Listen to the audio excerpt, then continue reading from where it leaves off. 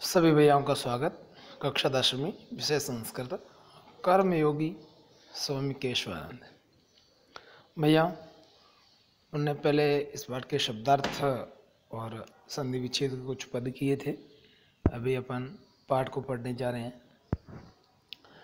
पाठ परिचय में सबसे पहले राजस्थान से रत्नगर्भे भेयम वसुंधरा धीराणाम वीराणाम लोकदेवतानाम भक्तानाम योगिनाम तपस्विनाम संतीनाम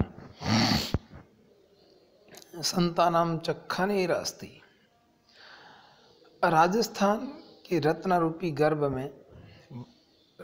गर्भ वाली वसुंधरा के अंदर वीरों, धीरों, लोक देवताओं, भक्तों, योगियों, तपस्विनियों, सतियों,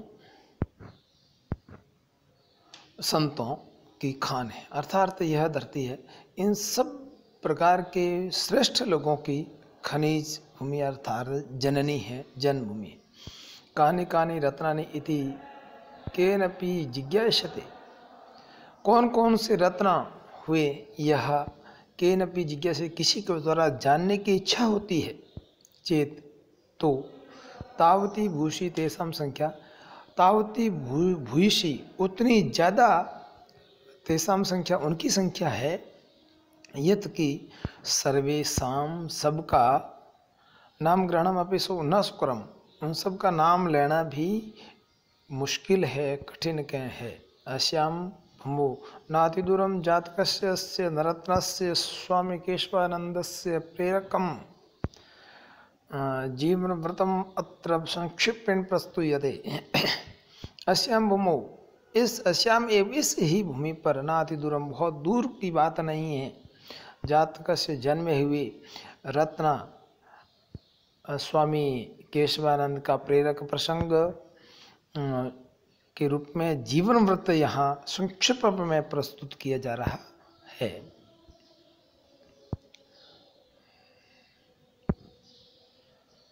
कर्मयोगी स्वामी केशवानंद। स्वामी केशवानंद से जन्म पौष मासे 1940 तमे विक्रमी संवत्सरे ईस्वी 1883 राजस्थान से सीकर जनपदे मंगलूणा ग्रामे अभवत्। अर्थात स्वामी केशवानंद का जन्म पौष महीने की 1940 पौष महीने में 1940 के अंदर और ईस्वी सन 1883 राजस्थान की सीकर जिले के अंदर मंगलूणा ग्राम में हुआ। ऐसे पितु ठाकुर सी ढाका इति मातुश्च नाम सारा इति आसीत।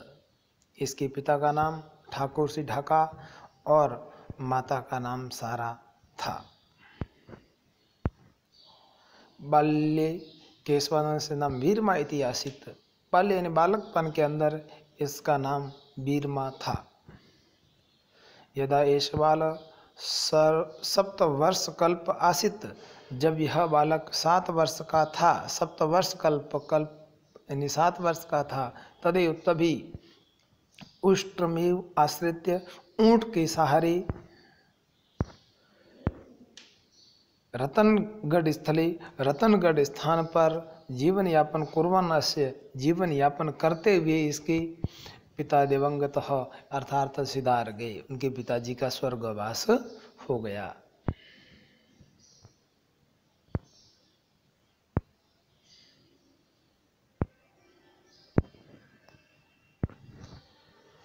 पितु प्रणयात प्रागेव विपन्तायां श्रेष्ठी गृहेषु गोधूम आदि पेषणम पात्र मार्जनम इति एव आदि भी कार्य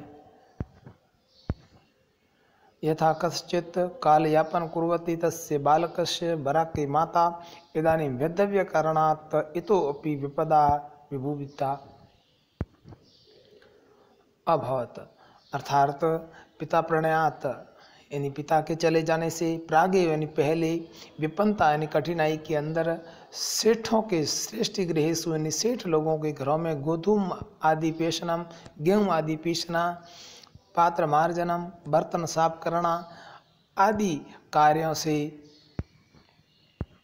जैसे यथाकथित जैसे तैसे काल यापनम कुर्वती समय बिताते हुए अस्य बालक से बराकी, इस बालक की बेचारी, बराकी यानी बेचारी माता, इदानीं विधव कारणात्, इस समय विधवापन के कारण से, इतोपि इससे भी ज़्यादा विपदा अभिभूता यानी विपदाओं के अंदर परेशान अभवत हुई।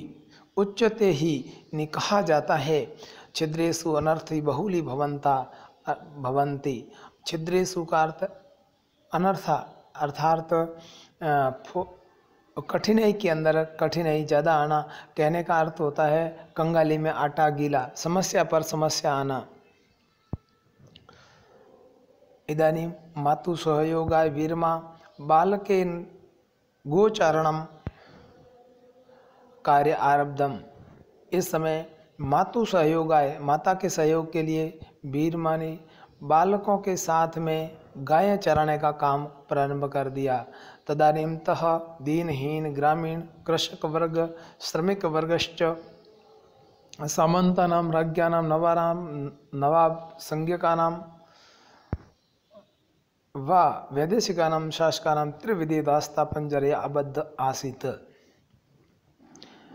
उस समय दीनहीन ग्रामीण कृषक यानी किसान, श्रमिक यानी मजदूर, सामंतों, राजाओं और विदेशी शासकों के द्वारा तीन विधि से, इन तीन प्रकार से दास्ता रूपी यानी गुलामी रूपी पंजरे के अंदर बंधे हुए थे।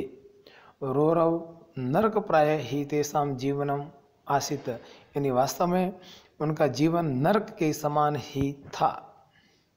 अयम पुनः गंडकस्य ऊपरी पिटक संवर्तयत, गंडकस्य ऊपर यानी फोड़े के ऊपर फोड़ा, छाले के ऊपर छाला हो जाना अर्थात कष्टदायी होता है हो जाना। यह तो भयंकरो कि भयंकर दुर्भिक्ष अकाल संपन्न, यानी बहुत भयंकर अकाल पड़ गया अर्थात गरीबी के अंदर, गरीबी तो थी उसके बाद में अकाल और पड़ जाना, बहुत ज़्यादा परेशानी आना। छपनिया काल इति यानी छपनों काल, छपना काल के नाम से कुख्यात 1956 तमस्य तस्मिन् दारुणे दुर्भिक्षे प्राणधारणम दुर्भर आशित, यानी उस समय छपने काल के अंदर भयंकरता के लिए, भयंकरता में प्राण धारण करना यानी जीवन जीना भी बहुत मुश्किल काम था। चतुर्दिक्षु जलम नेव, चारों दिशाओं में जल नहीं था। अन्नम तृणम न तो अन्न था न तिनका घास का था। आसित केवलम क्षुप्ति प्यासयो अखंड साम्राज्य, केवल था तो भूख और प्यास का अखंड साम्राज्य। प्राण नार्तनादश्च यानी प्राणियों की आर्तनाद यानी चीत कितकार या रोना चिल्लाना। समी वृक्षाणाम त्वचम, शमी वृक्षाणाम का अर्थ खिजड़ी के छोड़े, भरूट विसंज्ञ के घासम खादित्वा यानी घास फूस खा करके, मनुष्य यानी मनुष्य यथा कथचित प्राण रक्षितवंतः, यानी मनुष्यों ने जैसे तैसे करके अपने प्राणों की रक्षा की। पशु प्रय काल कल्विता यानी पशु हमेशा के लिए चले गए अर्थात मृत्यु को प्राप्त हो गए। एतो माता पुत्रो अपि जनपदात् जनपदम ग्रामात् ग्रामम च अटंतो आस्ताम। ये एतो यानी ये दोनों माता पुत्र भी जनपद यानी जिले से जिले, ग्रामात् ग्रामम गांव से गांव, अटंतो यानी भ्रमण करते हुए घूमते हुए घूम रहे थे, आस्था में घूम रहे थे। अस्मिन एव अंतरे इस ही समय में सतत दुर्भिक्ष, सतत का अर्थात लगातार, दुर्भिक्ष ने अकाल